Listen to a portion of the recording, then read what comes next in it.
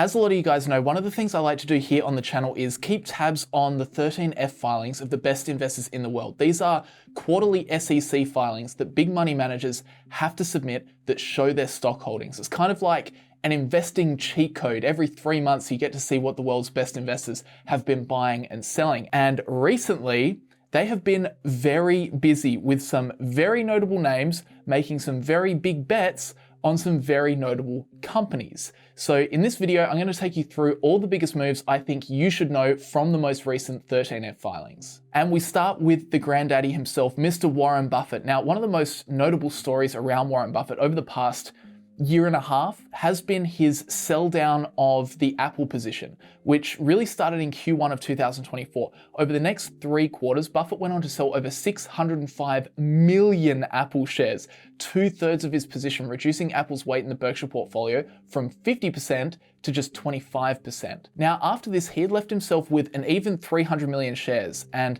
the next few quarters showed no further reduction. So we all thought that Buffett was done, right? Well, turns out that might not be the case, as in his most recent 13F filing, it shows that Berkshire has sold another 20 million shares, or another 6.67% of their Apple holding. Why? Well, that is the million-dollar question. Previously, Buffett has cited a few reasons for the sell down, including fears of an increase in the corporate tax rate, making him want to clear profits now. He also discussed his desire to want to hold more cash with all that's going on in the world. And lastly, there was also the simple explanation of Apple's valuation ballooning up to a PE multiple of around 38. But truth be told, this time, I'm not exactly sure why Buffett's making this move.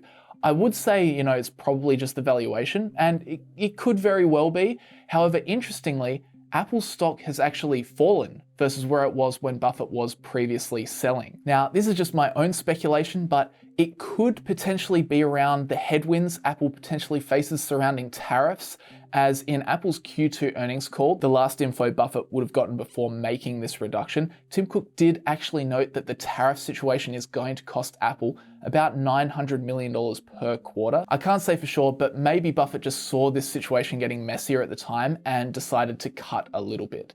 But then in other news, Berkshire also made a couple of purchases, buying into United Health. Yes, the very same United Health that had their CEO murdered late last year in protest of their exceptionally high rate of claim refusals, an estimated 1/3 of claims submitted. I mean, I guess that's a pretty great business model if you can effectively charge people an insurance premium and then never pay out, even when they do make a claim.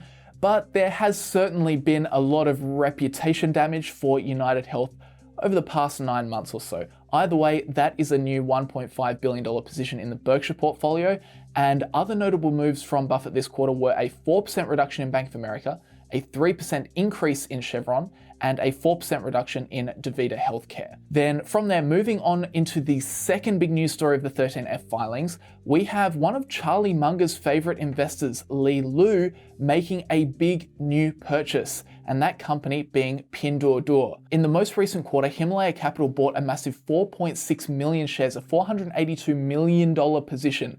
And this position has immediately taken second place in the portfolio behind Bank of America, occupying almost 18%. Well, technically it's his third largest position because the Google investment is split across 2 different share classes. But make no mistake, this is a really big bet from the Chinese investor buying into one of the big Chinese e-commerce players.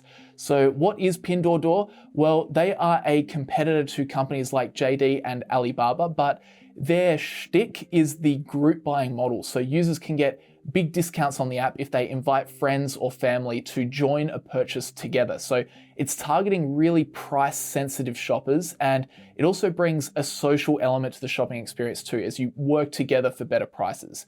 Then in terms of how they make their money, Pinduoduo primarily doesn't rely on taking a cut of each sale like an Amazon. Instead, its main revenue sources are advertising services where merchants pay to promote their products within the platform. But probably the main reason you've heard of Pinduoduo is because in 2022, they launched Temu, bringing the low-cost factory direct model to the whole world. So why does Li Lu like this one? Well, I'd imagine it's probably because of how they're trying to build a competitive advantage. In e-commerce, low cost moats are everything.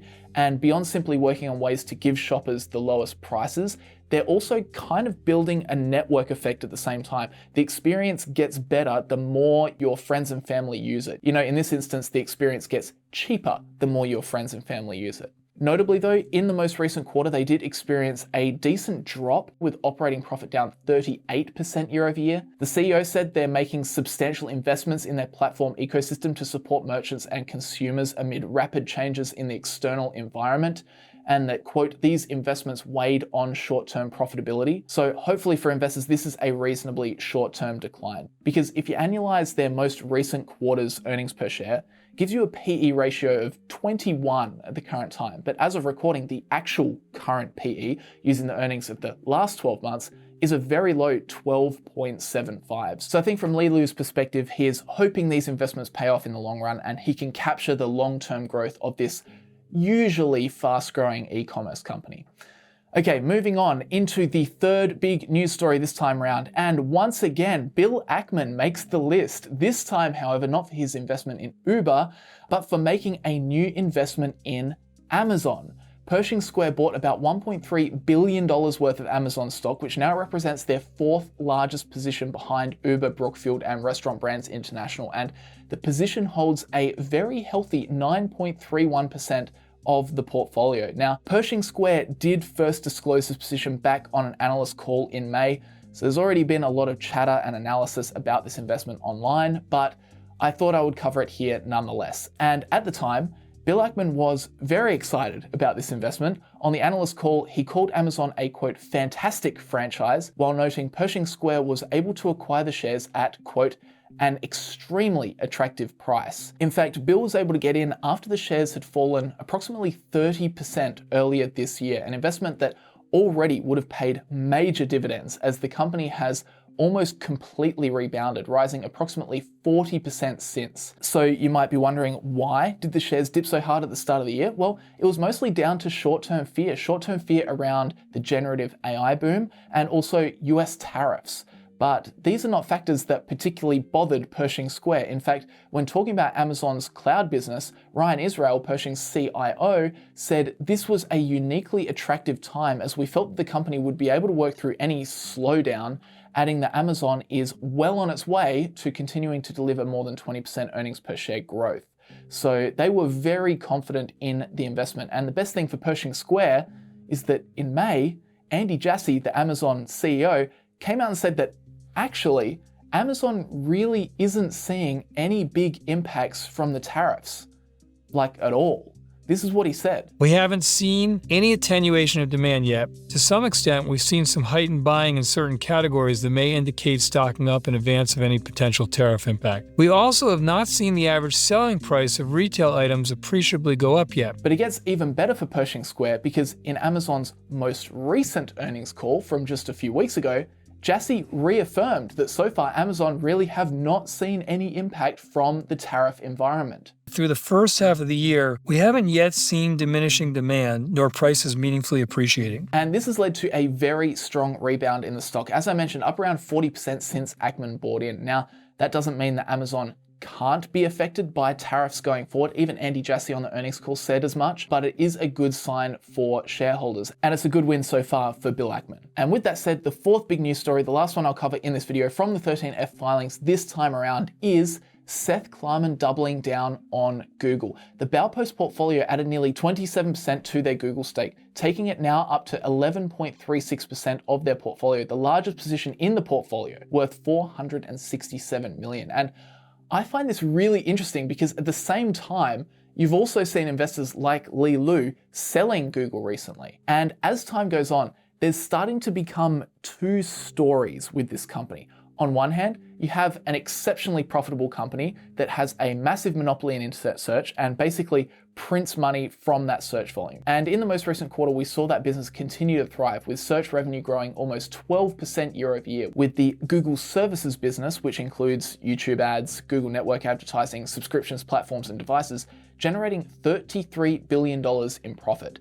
Then on top of that, they also have Google Cloud generating $2.8 billion in profit for the quarter, and all up, the business looks very tasty, pumping out $24 billion of free cash flow year to date. But then there's the other argument, the ChatGPT argument. Now, while it most certainly is not showing up in Google's financial results at the moment, there is a growing cluster of investors that are starting to doubt the strength of Google's long-term moat in internet search. Now, this is of course anecdotal, but these days, I personally do not use Google search very much anymore.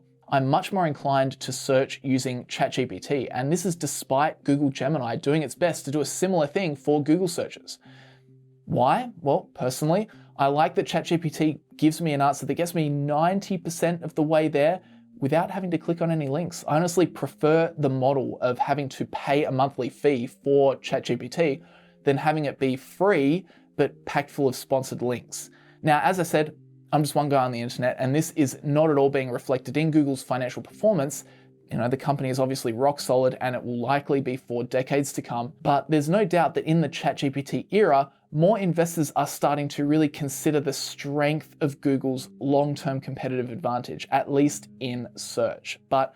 And of course, you get the other school of people, the Seth Klarmans of the world, that see it very differently. I mean, Google's PE is currently 22, not too bad considering its ongoing growth and its unbelievably strong balance sheet. And I think for Seth Klarman, this is what he sees: a business with a $95 billion cash cushion that's making almost $63 billion in profit and $24 billion in free cash flow every 6 months, with a dominant and diversified advertising business and a cloud segment that's just on the up and up. And at a PE ratio of 22, Klarman clearly has been lapping it up. And with that said, they are the 4 main stories coming out of the 13F filings this time around. Now, one thing I do just want to note though is that this video is in no way designed to imply a buy, hold, or sell recommendation on any of these businesses. I say this every time, but while it's great to see what the big investors of the world are up to, it is by no means a prescription for what we should be doing with our own portfolios. Think of it as an ideas list for future research. And then from there, the last thing I wanted to mention before I sign off is that the free 3-day investing workshop I'm hosting with Phil Town in Peachtree City, just outside Atlanta, this September is fast approaching. Tickets are still available, so please get yourself along for the 3 days. It's going to be absolutely awesome. We have a whole bunch of activities planned, including a completely free private barbecue at Phil's house for all attendees. We're essentially just going to hang out and chat and eat food for an afternoon. It's going to be seriously awesome. So please, if you have not signed up already, get on it in the next few days, organize your flights and your accommodation, and get yourself to Peachtree City, September 12 to 14. So check out the link in the description or check out the QR code on the screen for more information. And I would love to see you guys there. Please come along. If you have the time off, if you can get there, definitely do it. All right, with that said, thanks very much for watching, guys. Leave a like on the video if you did enjoy it. And with that said, I'll see you all in the next one.